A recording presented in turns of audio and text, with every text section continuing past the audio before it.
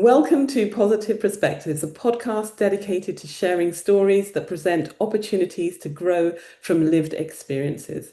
Each week, we speak to expert guests who bring thought-provoking topics, meaningful lessons, or stories that spark transformation and deepen understanding. Today, I'm speaking to Professor Ranote, Clinical Director and Mental Health in NHS Greater Manchester Integrated Care, consultant, a paediatric psychiatrist, and Professor of Mental Health at Salford University. She leads adolescent eating disorder services and trailblazing Greater Manchester University students' mental health services. Sandeep speaks nationally and internationally, including at the UN Summit in New York 2024, where she spoke about the importance of prevention in tackling our global mental health crisis.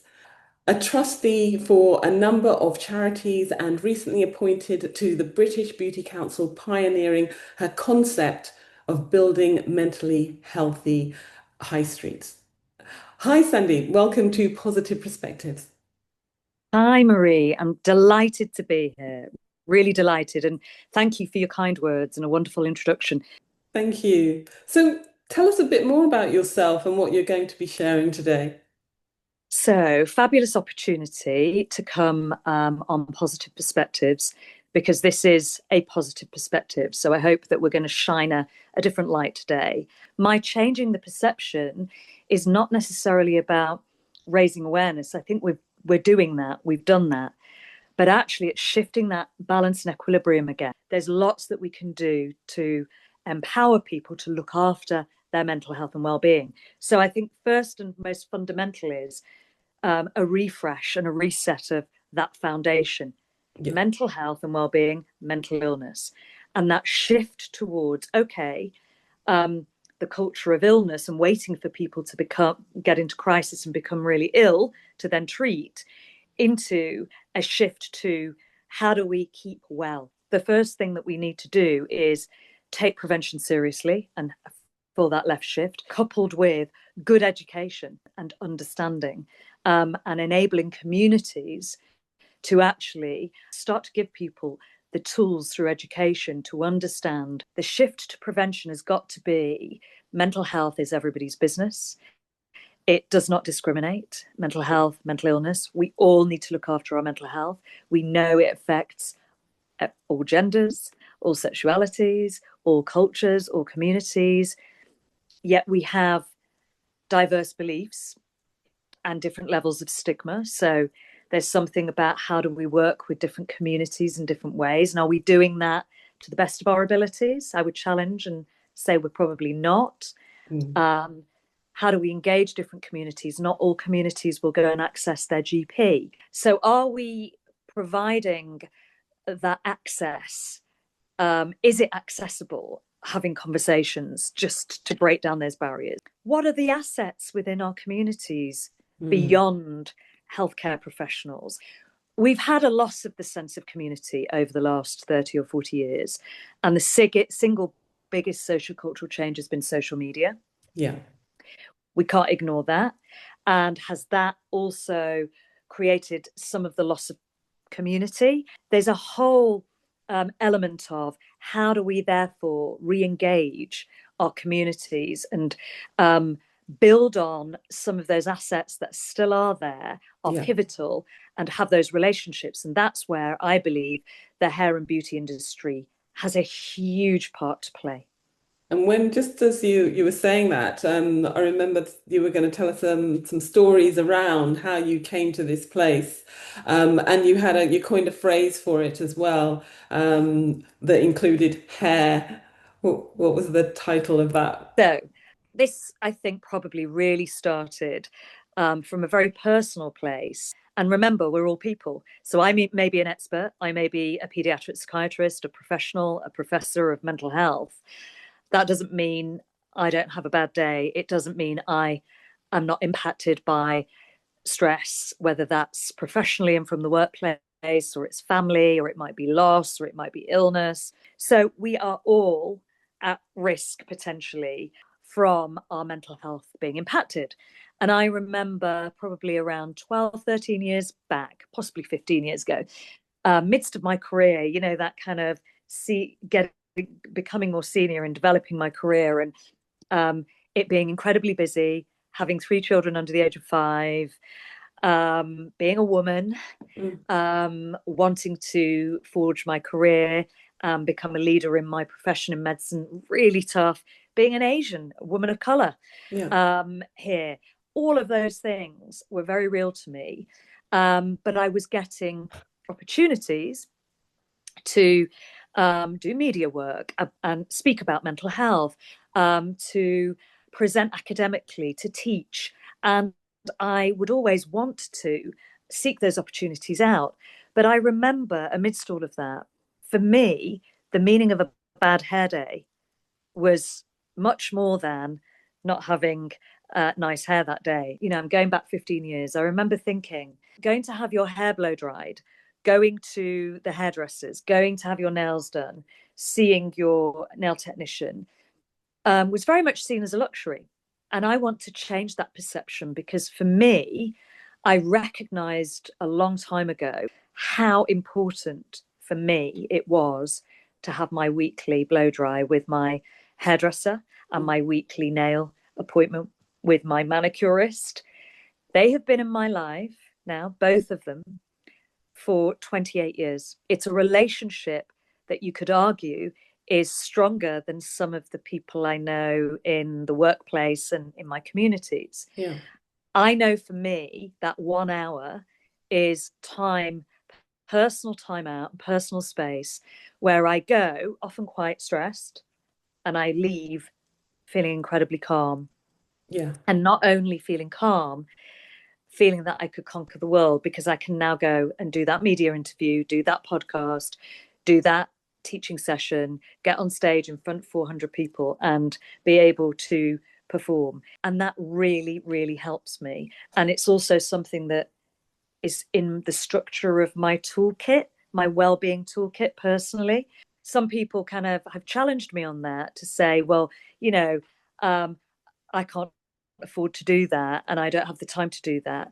And I suppose my challenge back is, do you buy vitamins and minerals? Do you take supplements? Do you, you know, there are different things in everyone's toolkits. But my argument is about how do we prioritize and how do we create our toolkits, and understand that the greatest wealth that we have is our health. And there is no health without our mental health. That's a crucial foundation. Yeah. So I planted the seed of salon psychiatry initially. So I thought, God, you know what? Why do we always think that we need to be in a clinic or in a surgery or in a hospital to deliver some of what we do? Yeah. And I wonder if actually salons would be environments where we could transport some of this work to. Didn't at that stage know what and how, but it was about the environment and the assets within the salon, being the hairdressers and nail technicians, etc., and your hair and beauty therapists. So that's where the idea to pilot salon psychiatry actually on a high street in South London came from. Yeah, that's quite innovative to actually think of that space to have those conversations. Yeah. So it was challenging. Yeah. Incredibly challenging. Mm-hmm. And at that stage, I pulled a proposal together for sharing within the health sector. Mm-hmm. And even though I was then a leader within the healthcare sector, for the first time in my career, I felt not taken seriously, not listened to. Right. Almost laughed at. Well, that's all very nice, but it's pink and fluffy. That's how it was described. And the proposal was to pilot drop-in salon psychiatry sessions within high street salons over a period of time in different locations, simply to have free drop-in sessions supporting people with information around a variety of mental health areas, mental illnesses, etc. As simple as that, and do some simple evaluation. We could have gone on for hours. literally, I went in with leaflets and my iPad tablet and sat there and just invited people. And it was a very informal, whilst mainly women, but not only women. There Yeah. were some males, a wide variety of ages, a wide variety of ethnicities. One woman would start a conversation and it might have been about menopause. Another would have been about anxiety. Another was about their son or daughter, and they were worried about neurodiversity, about autism, but they didn't know what all of these things were, about ADHD, about suicide. Yeah. And it almost invited others to get involved in the conversation. And once one person did, another felt comfortable to, I guess. Yeah. And it just was almost like a chain reaction. It wasn't about assessments, it wasn't about screening, it wasn't one-to-one, it was about conversations. Yeah. And empowering people to have those conversations with each other, sharing stories, the power of story being really, really crucial here, breaking down some of those barriers, making people for the first time feel they weren't alone. And that's how salon psychiatry and the idea of how do we start to take this further, and look at how we can train hairdressers to be first responders. Because what I also did through those 3 sessions, Marie, was whilst we had lots of really great stories and feedback from clients, I also did some focus groups with hairdressers and nail technicians themselves. It's a lovely journey in terms of the way you set yourself up in a salon and the environment being not an environment where people feel that they are under any sort of pressure, where they feel that you're talking about the self-care, they're coming somewhere to have that sort of self-care, to be in a different sort of Yeah. mindset. That was really lovely how the conversations actually developed one from the other, almost giving people permission to then open up because they felt aligned to the conversation in some shape or form. And that in itself was something that's very therapeutic. But it's interesting that you were talking about, going into a hairdresser and people talking about, use the hairdressers were trusted confidants, if you like. But how do you see hairdressers stepping into those roles?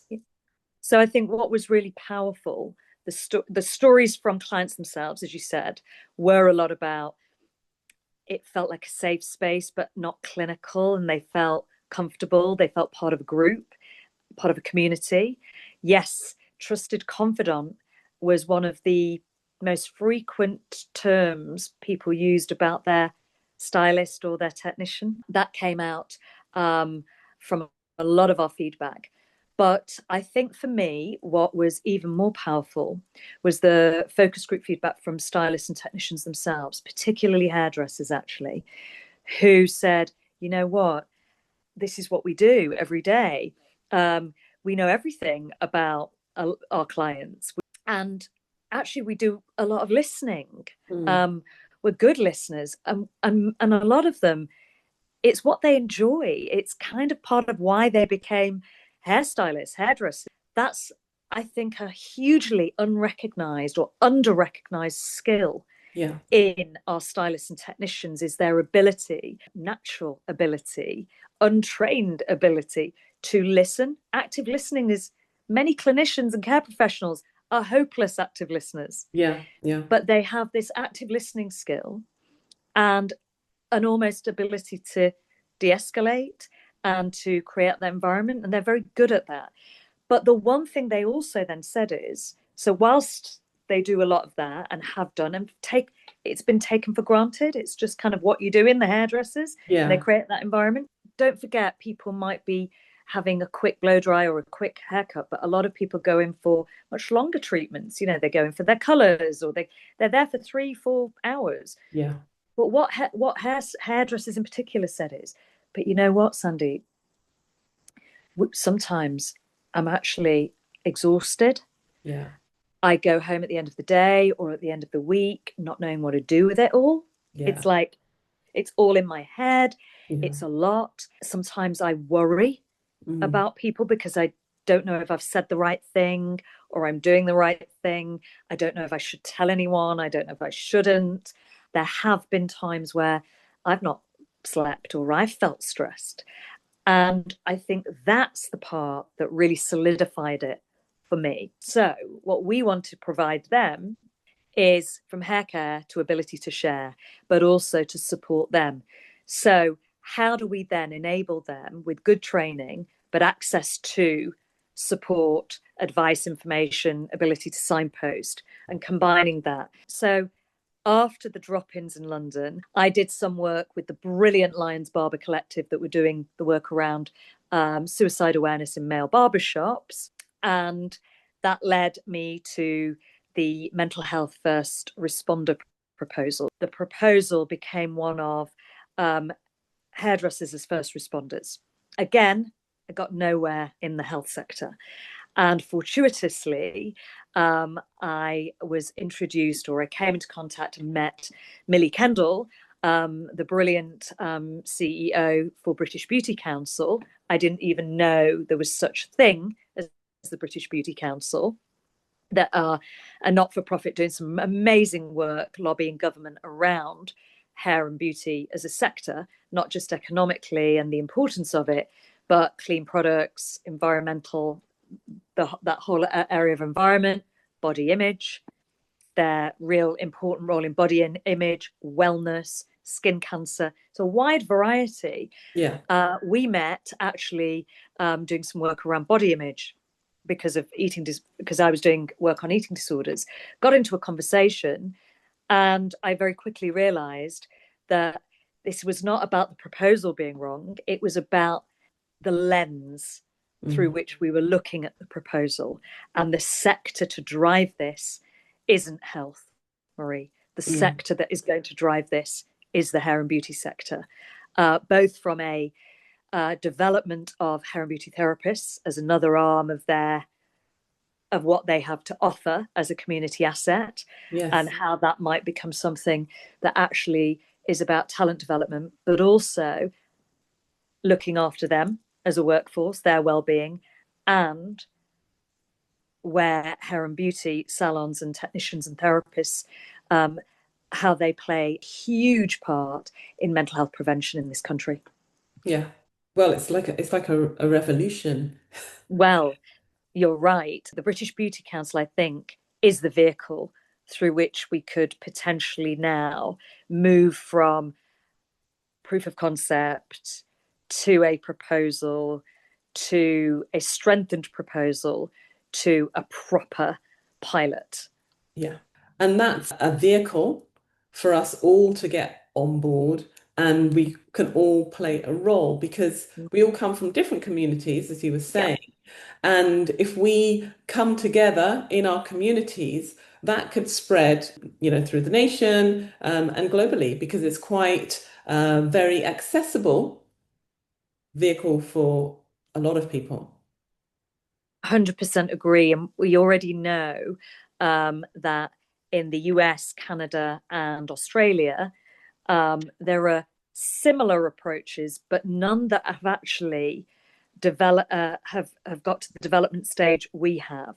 And therefore, we could be pioneering in this space. And I do like the idea of a social movement. I think what Positive Perspectives podcast could start today, but continue a conversation, is to begin that social movement. It's almost a call to arms.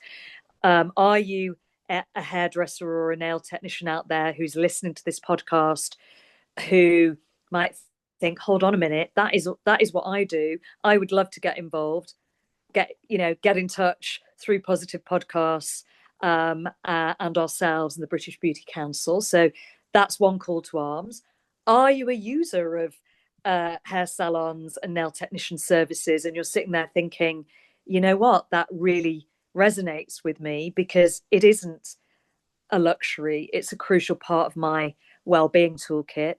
For me, the takeaway from Positive Perspectives podcast today would be a call to arms to our hair and beauty technicians or owners of salons, or if you're interested either in getting involved in this as a social movement, or potentially as a funder, or that you might be able to think of helping to fund our pilot so that we can grow it and sustain it beyond the starting point. We also want good evaluation. So if you're somebody who is an assistant psychologist, or you're doing your thesis, or you're doing a master's, or you're an academic working in an academic institution, whether it's mental health or population health or economics, get in touch with us, because this is about growing that team that is going to also build the evidence base for us to continue to grow this, because the vision,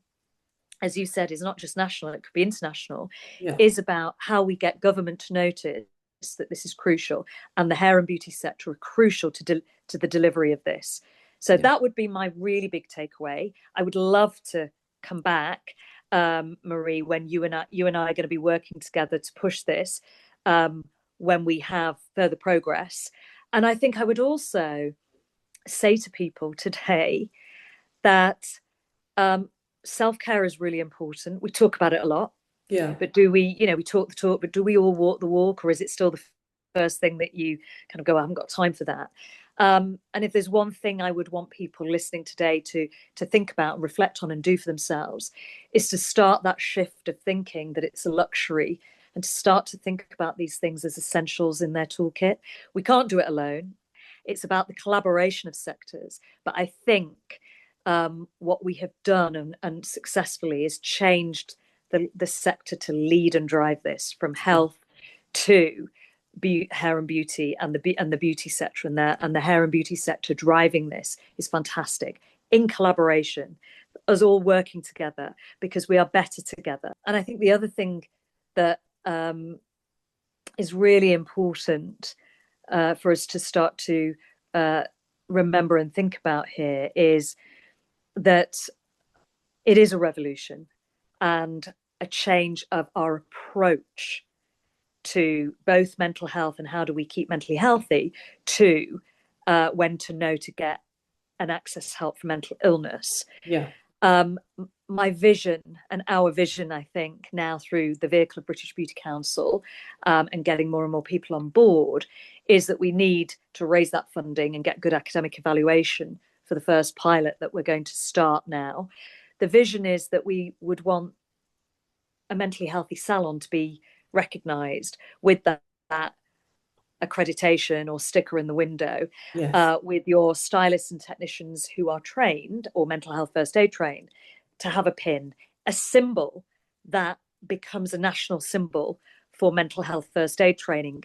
In the same way, when we see a Red Cross, what does that symbolize to you, Marie, if we see Red Crosses? It's St. John Ambulance and it's first aid, isn't it? Yes. So that would be, for me, a measure of success when we get to that stage of mentally healthy salons, mental health first aid, train people, have that badge.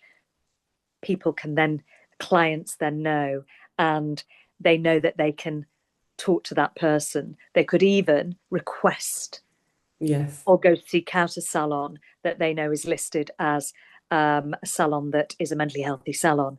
And that would be our eventual goal, one of them. And the other goal is improved wellness within the hair and beauty sector itself. I often talk about and quote Benjamin Franklin, who I thought was incredible, politician and philosopher and etc. in the US. He's famous for his saying, an ounce of prevention is worth a pound of cure.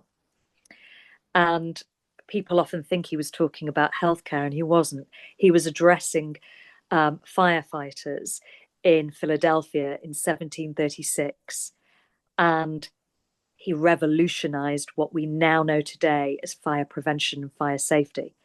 So I believe we've got an opportunity, Marie, working together with the British Beauty Council to revolutionize our approach to mental health prevention in 2026. Thank you so much. There's so much to think about, and there's so many inspiring ideas in terms of us all coming together and playing our part. That's really the premise of it all. In terms of it being a simple act, a conversation that we can all have, that we have with our technicians, our nail technicians, or our hairdressers, that can all be the catalysts for us to becoming a community where well-being is healthy, where mental health is a healthy space. And yes, prevention. Let's start with prevention because it all begins there. And in everyday spaces that we can all come together and support each other. And I think that's really what's very innovative about it. You were talking about it's a different approach. You said that these things have happened before, these studies have happened before. Lots of amazing organizations and companies are doing amazing work out there. But when you bring it all together, this is a truly innovative and amazing concept. Yeah, Thank you and very you much. know, we didn't kind of give any headline data. We did about cost and impact and burden, but um, the most up to date research from the Lancet, 1 in 2 people worldwide, globally, will suffer from mental health issues at some point in their lifetime. So for me, if that is not a global priority, what is? Yeah. We're tackling global priorities here. Thank you so much, Sandeep, for all your thoughts today. And Thank you. it is about watching this space because there's a lot more to come and a lot more conversations to have about this as well. Thank you so much, Marie. Thank you, Sandeep.